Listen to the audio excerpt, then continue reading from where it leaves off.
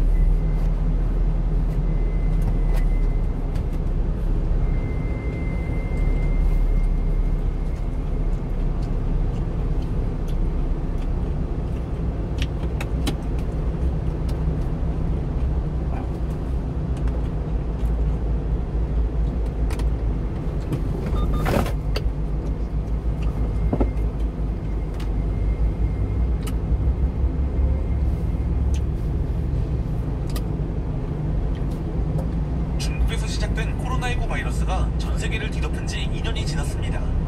아무도 이렇게까지 오랜 지속될지는 몰랐겠죠. 이스라엘 대학의 역사학 교수이자 생물학자인 유발 하라리는 이렇게 말했습니다. 코로나 이전의 세상으로는 영원히 돌아갈 수 없다. 우린 앞으로 전혀 다른 세상에 살게 될 것이다. 사실 이렇게 강력하고 치명적인 전염병이 인류의 역사를 바꿔놓은 사례는 코로나 이전에도 있었습니다. 가장 유명한 사례는 중세의 흑사병이지만 오늘 소개할 사건은 더 과거에 있던 로마 제국을 순식간에 위기에 빠뜨린 사건입니다. 476년 서로마가 멸망했습니다. 그동안 동로마는 서로마를 구하기 위해 여러 방법을 시도했지만 최종적으로는 전부 실패했습니다.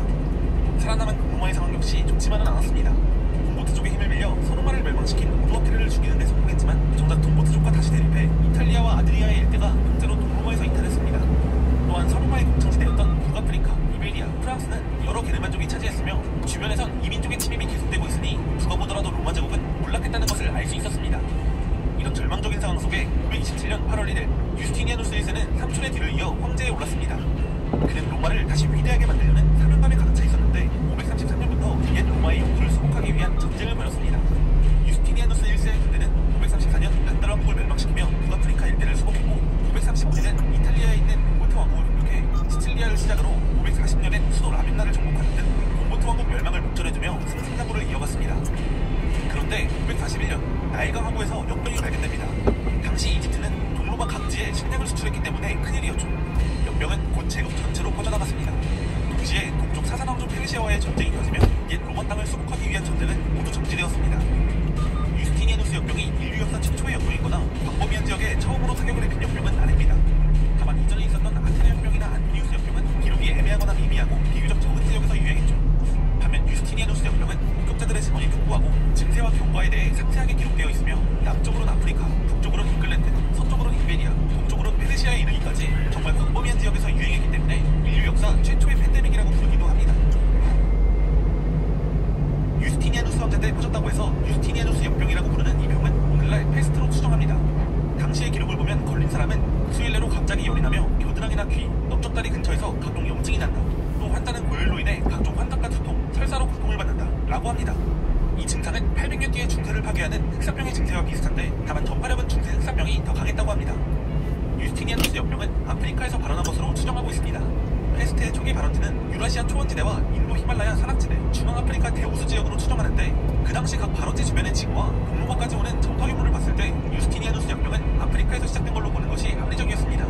당시 로마, 그러니까 비잔티움 제국은 사사쪽 페르시아를 견제하기 위해 주변국들과 교류를 확대하고 있었는데 이집트를 통해 동부 아프리카의 기독교 국가인 악수만국과 교역을 확대했고 이 악수만국이 중앙아프리카 지역과의 교역 활동을 활발하게 하고 있었기 때문에 충분히 가능한 상황이었습니다. 역병은 비잔티움 제국에 막대한 타격을 입혔습니다.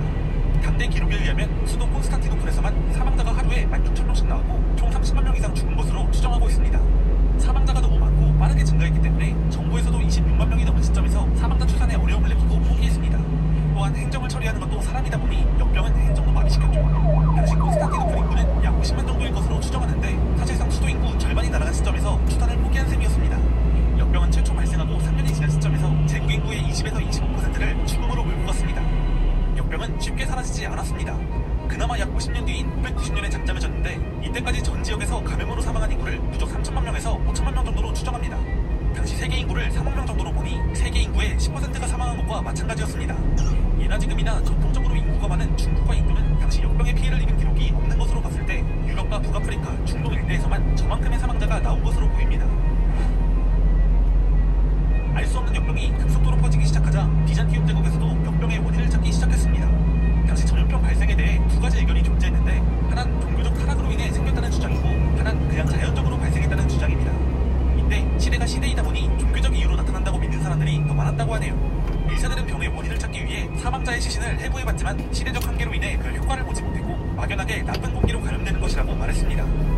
교회에선 각종 종교적 이유를 들어가며 신자의 타락한 모습으로 인해 신이 징벌을 내린 것이라고 설명했는데 시체 해부까지 해놓고 공기니 뭐니 떠드는 것보단 이런 설교가 당시 사람들에게 더 설득력이 있었습니다. 이렇게 신의 징벌이란 이야기가 퍼지자 이후 기독교 세계엔 새로운 종교적 풍토가 넓게 퍼졌는데요. 카톨릭과 정교회에서 성모 마리아를 숭상하는 풍조가 이때부터 시작되었습니다. 이유는 성모 마리아가 역병을 치유했다는 전설이 전해지고 있었기 때문인데요. 이 풍조는 나중에 14세기 중세 유럽에 흑사병이 유행했을 때도 반복됩니다. 역병은 황제가 다시 정복한 서로마 지역에 대한 정책도 바꿔놨습니다. 서로마 지역을 수복하기 위해 전쟁을 시작할 당시 제국에는 재정이 넉넉하지 않았는데 이 부족한 재정을 수복한 지역에서 세금을 걷어 충당하려고 했습니다. 그런데 역병으로 인해 전쟁이 멈추는 등 계획이 틀어져버렸고 막대한 군비만 소모되었습니다. 당연히 수복된 북아프리카, 이탈리아, 이베리아 남부 일대에는 당초 계획보다 훨씬 더 많은 세금을 거두어들이게 되었죠. 이탈리아의 시민들은 불어난 세금에 이렇게 탄원하기도 했습니다. 당신들 그리스인을 모실 바에야 차라리 고트인들을 주인으로 모시는 것이 낫겠다. 한편 역병의 피해가 대단했기 때문에 일부 학자는 역병과 이어지는 페르시아와의 전쟁이 비잔티움 제국과 페르시아를 회피하게 만들었고 이것이 7세기 이슬람의 팽창을 막아내지 못한 원인이라고 주장하기도 합니다. 이외에도 역병이 지중해 무역망에 심각한 타격을 입혀 무역으로 유지되던 유럽 각지의 역별을 약화시켰다는 주장이 약 500m 앞 시속 90km 구간 단속이 종료됩니다. 외제가 끝나고 고대사회의 마지막에 찾아왔다고 주장하기도 합니다. 유스티니아누스 역병은 이후에도 꾸준히 착벌했습니다. 역병이 최종적으로 종식된 것은 750년경으로 여겨지는데 재밌는 건 비잔티움 제국의 막대한 피해를 역설적으로 기록이 부실한 점에서 찾을 수 있다는 것입니다.